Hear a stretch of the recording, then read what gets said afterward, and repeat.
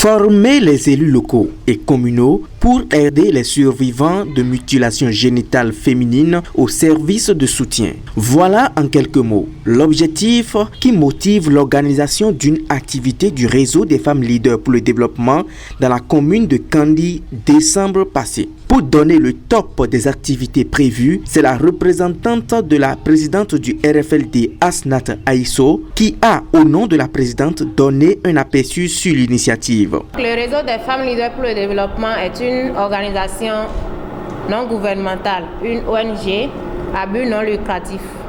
Donc nous sommes basés bien sûr au Bénin, à la capitale, Porto Novo, et nous avons pour vision de bâtir une coopération de partenariat, de développement effectif à travers les acteurs étatiques et non étatiques.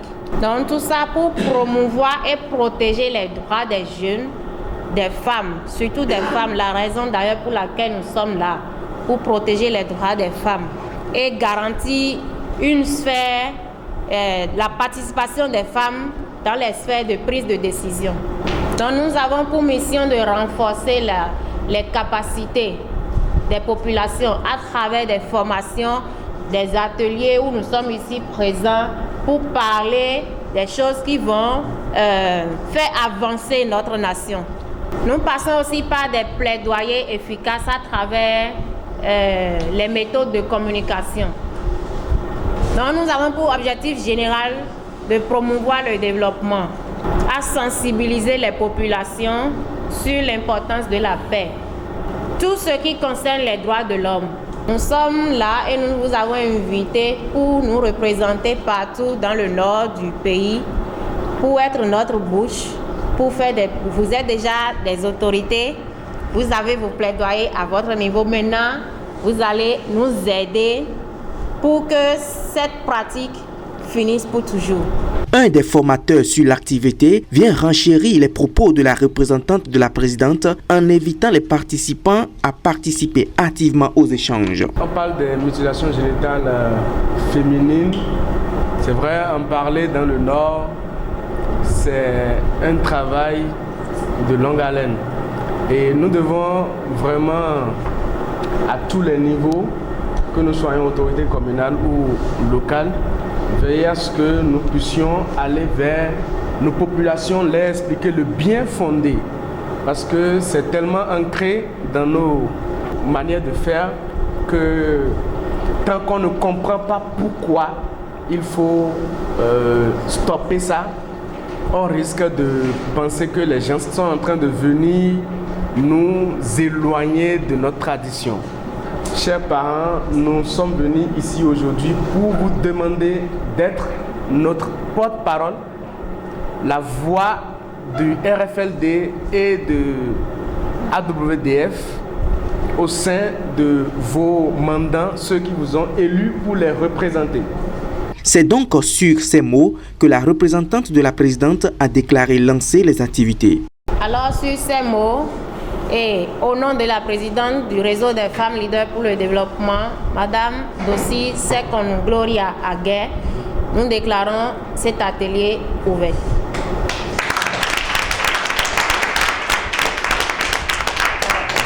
Que dit le droit sur la santé sexuelle de la femme au Bénin? C'est cet aspect que va aborder Salim Amoussa avec les participants. Le droit des enfants à la vie. Et lorsqu'on dit que quelqu'un a droit à la vie, et que vous coupez une partie de la personne qui peut aboutir sur de l'hémorragie, au point où la personne risque même de perdre tout son sang et mourir. Et qu'est-ce que le Coran dit dans ce sens? Qu'une personne qui tue une seule personne est considérée comme s'il a tué toute l'humanité. Lorsqu'on se base sur ça, est-ce qu'on ne peut pas parler à nos gens? Ceux qui se basent sur le Coran ou je sais pas, sur la religion pour dire c'est à cause de ça qu'on fait cette pratique-là. Il faut les amener à toucher la réalité. Dans une approche participative, les participants ont, par le biais de petites simulations, montré toute leur maîtrise des sujets abordés. La seule manière de régler ce problème, c'est à la base. Parce que ces baptêmes-là se font dans nos quartiers. Parce qu'il a une expérience que nous on a vue. Après la cérémonie de rasage de l'enfant, de la fillette, 3 jours, elle a continué à pleurer. Et personne ne dort dans la maison. Personne n'arrive à dormir. Le bébé la pleure constamment. Mais ça suffit pour attirer l'attention. Une femme qui allait attirer l'attention d'un chef de village. Pour dire, allez voir cet enfant-là doit être incisé. Le constat, c'est ça. Comme la Gambie, comme le Mali, toutes ces traditions-là sont ancrées depuis des années. Mais ces pays ont déjà pris des lois qui sanctionnent les MGF. Par curiosité aussi, je suis allé voir le Bénin. Nous sommes en bas de l'échelle. C'est pas aussi fort. Mais votre pancarte l'a dit, pour aider les survivants. Au Bénin, nous allons parler des survivants au service de soutien. Quelles sont les conduites à tenir lorsqu'on est témoin d'une violation? À la lumière du cadre législatif béninois, des propositions ont été faites aux participants. Lesquelles propositions répondent parfaitement aux dispositions législatives? Votre pouvoir, votre compétence, étendez ça de plus. Et vous allez voir un délégué qui travaille bien là. Même un petit enfant là, je le connais. Parce qu'il rentre partout, il fouille partout. C'est ça. Et en faisant ça, vous allez penser que les gens vont vous détester. Non, vous augmentez votre aura. C'est ça. Les gens vont beaucoup vous craindre. Il serait difficile pour un délégué de voir la situation et de venir vous le dire, ou de signaler, ou de dénoncer. Parce que le phénomène a atteint un niveau stratégique où, tel que les gens font la circonscription des garçons le 7e jour, c'est comme ça que les gens profitent pour faire l'excision des bébés le 7e, 8e jour. Donc pour ce phénomène, vous avez beaucoup plus besoin aussi d'associer à la lutte des infirmiers et les docteurs des majors, en tout cas les agents de la santé. Parce qu'eux, ils peuvent dénoncer, ils peuvent voir, constater et interpeller facilement. À la fin de la cérémonie, les élus locaux témoignent avoir apprécié le contenu des communications. Nous, c'est M.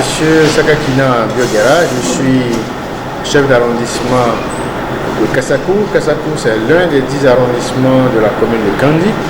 Ceci pour dire que aujourd'hui, nous sommes à l'hôtel Sakakina, invités par le réseau des femmes leaders pour le développement dans le cadre d'un atelier sur la formation des élus communaux par rapport au MGF. MGF, c'est les mutilations génitales féminines. Donc, nous avons depuis ce matin parcouru plusieurs communications. Avant de parler de ces communications, je voudrais d'entrée aussi également remercier l'équipe qui nous a conviés à cet atelier, la présidente du réseau, avec les collaborateurs qui l'ont suivi. Donc nous avons eu droit à plusieurs communications déjà. D'entrée de jeu, on nous a expliqué ce qu'était une mutilation génitale féminine. Donc nous avons pris acte de cette définition. Après cela, nous avons fait également le tour des dispositions juridiques qui existent en la matière. Et pour finir, nous avons également fait un travail au niveau des élus qui étaient invités pour pouvoir savoir donner l'information à nos populations sur place. La participation à cet atelier sur les mutilations génitales féminines m'a apporté beaucoup de choses. Là, je ne connaissais pas les différents types de mutilations qu'il y a et aussi les sanctions encourues quand on pratique les mutilations sur les femmes. Les mutilations, on peut retenir que ce n'est pas une bonne chose. Et moi, je prends l'engagement. Partout où je serai, partout où j'irai, je vais participer à l'éradication de cette pratique qui est en train de ruiner, qui est en train de détruire la vie des femmes.